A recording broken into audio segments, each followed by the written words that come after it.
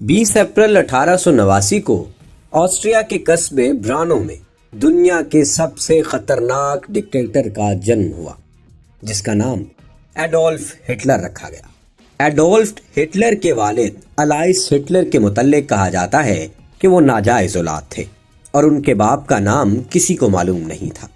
Hitler के एक साथी हैंस फ्रैंक ने हिटलर की मौत के बाद ये इंकशाफ किया था कि हिटलर की जर्मन दादी किसी यहूदी घराने में मुलाजिमा थी।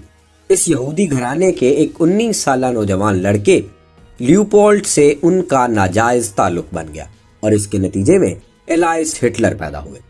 फिर एलाइस हिटलर के घर में एडोल्फ हिटलर ने जन्म लिया। इस तरह एडोल्फ हिटलर का शिजराए नस्ब जर्मनों से नहीं बल्कि यहूदियों से जा मिलता है। लेकिन हिटलर के वालिद और फिर हिटलर भी खुद को जर्मन ही कहते थे। शायद ये यहूदी घराने से ताल्लुक वाली कहानी हिटलर को भी मालूम न थी, इसलिए उन्हें यहूदियों से सख्त नफरत हो गई थी। यानी हिटलर की यहूदियों से नफरत में जाती दुश्मन का अंसर भी शामिल था।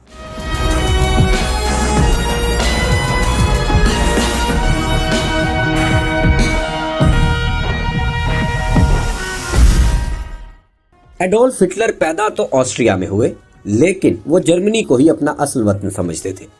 इसकी वजह यह थी कि जर्मन नस्ल के लोग यूरोप के कई मुल्कों में बिखरे हुए थे। जर्मनी के अलावा ऑस्ट्रिया, चेकोस्लोवाकिया, पोलैंड और फ्रांस के कई इलाकों में जर्मन नस्ल के लोग आबाद थे। इस जमाने में जर्मनी एक बहुत बड़ी सल्तनत थी, जिसमें पोलैंड समेत यूरोप के बहुत से इलाके शामिल थे। ऑस्ट्रिया, जहां हिटलर ने जन्म लिया था, वो भी ऑस्ट्रिया हंगरी के नाम से एक ताकतवर सल्तनत था।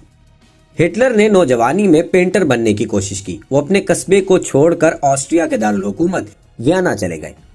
वहां वो छोटी मोटी पेंटिंग्स बनाकर और उन्हें बेचकर गुजर बसर करते थे।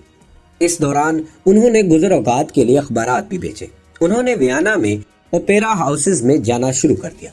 ओपेरा में उन्होंने फनकारों को शायरी के अंदाज में डायलॉग्स बोलते हुए देखा और इन फनकारों की नकल करना शुरू कर दी। इसी नकाली से उन्होंने तकरीर करने का फन सीखा।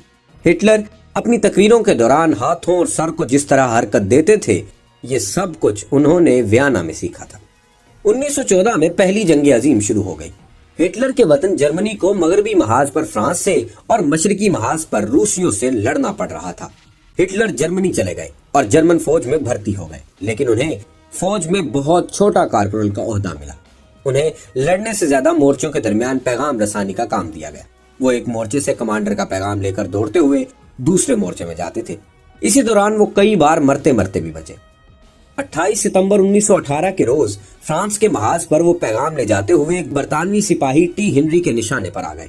टी हेनरी बहुत माहिर निशानेबाज था। उसने बहुत से जर्मन फौजियों को हलाक किया था, लेकिन हिटलर गैर मुसल्ला था।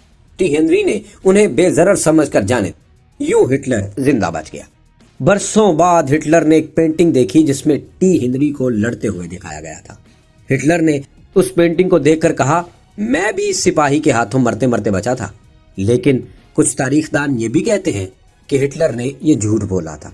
वो कभी टी हेनरी के निशाने पर नहीं आए। पहली जंग अजीम के दौरान जर्मनी के दुश्मन इत्तेहादी ताकतें जहरीली गैस का इस्तेमाल कर रही थी। हिटलर और उनके साथियों को गैस मास्क दिए गए, लेकिन गैस मास्क हिटलर के चेहरे पर फिट नहीं आता था। क्यों?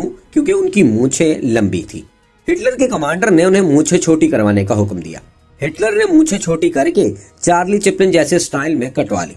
फिर जंग की यादगार के तौर पर हिटलर ने ये मूंछें मरते दम तक कायम रखी। लेकिन गैस मास्क के बावजूद हिटलर एक गैस हमले से मुतासिर हो गए। वो आर्जी तौर पर अंधे हो गए। अस्पताल में उनका इलाज चल रहा था। इसी दौरान जर्मनी को शिकस्त हो गई। जर्मनी की शिकस्त के साथ ही जर्मन सल्तनत का भी खात्मा हो गया। इत्तेहादी ताकतों बरतानिया, अमेरिका और फ्रांस ने जर्मनी के टुकड़े करके आपस में बांट लिए।